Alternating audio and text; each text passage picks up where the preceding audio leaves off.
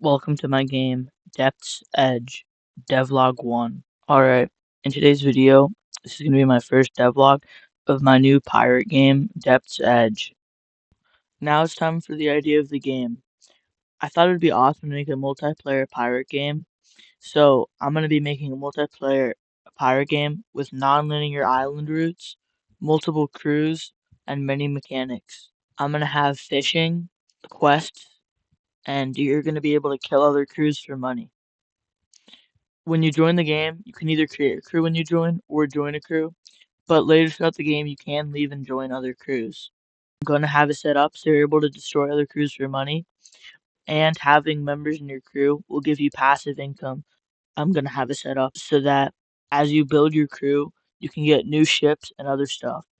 You can use your money to buy ships, weapons, upgrades for your crew, and new powers and abilities to unlock, etc. I'm going to try to get a small demo for the game done within a couple months, and then hopefully after release I can start to add more major features.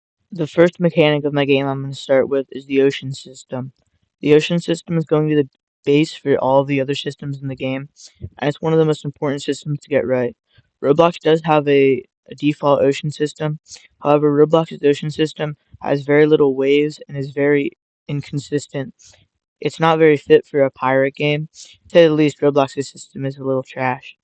1,000,000 zillion jillion dillion cotillion times later. I finally have an ocean system done. It probably took a week or two to get done, but I'm really happy with how it turned out. It has unique waves and different areas for different wave sizes. I also have a variable which lets me change how much the boat is rocking. Right now it's set pretty low, but I can actually make it pretty high, as you'll see in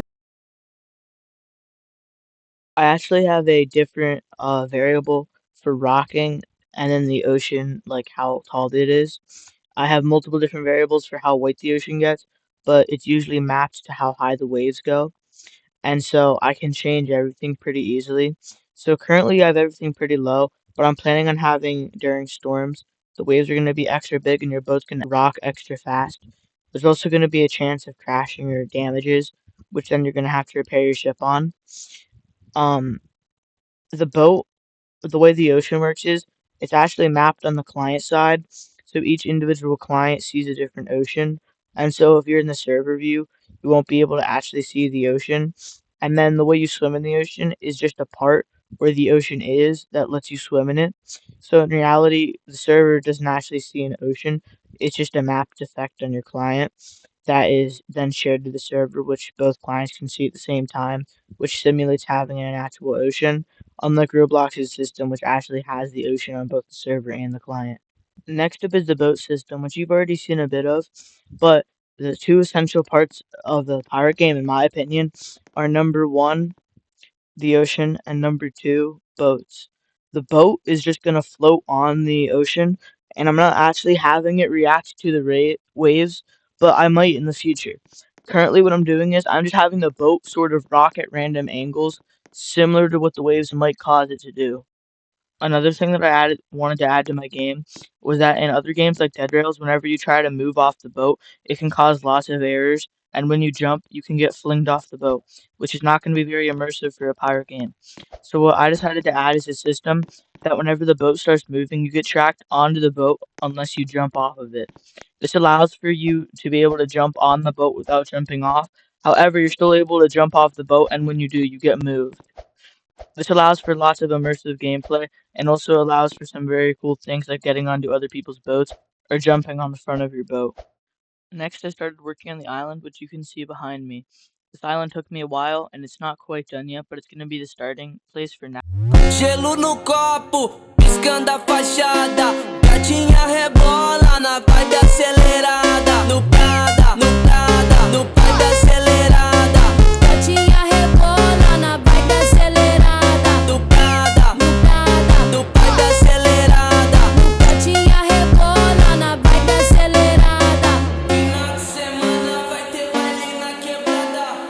O som no talo e essa galera animada. Gelo no copo, piscando a fachada. Gatinha rebola na vai do Prada, no Prada, no vibe acelerada. I'm I'm overall really proud of how the map turned out, as I'm not a builder myself, and I think that it looks really nice. I'm gonna be just flying around here for now. This is gonna be the starter island of the game. There's gonna be a couple NPC quests and maybe a couple basic enemies, but it's not gonna be a very big island that you stay on for a while. In the start of the game, you're gonna spawn at one of these islands around the map, and there's gonna be stuff for you to get, like a boat and stuff. You're gonna be able to spawn in with one free boat, which is just gonna be a basic for everyone. There's gonna be ports at every island, and at the port itself, you're gonna be able to get a free boat. And then as you head to other islands with actual cities, you're gonna be able to get bigger boats and cruise and stuff. Now that I finished with the map and some of the more basic elements, I'm gonna get into what I think makes a game really, really good. The mini map. The mini map can be very helpful for navigating around and seeing major obstacles. It can also be helpful to just in general, and it can be a pleasure of life feature that I think every player enjoys.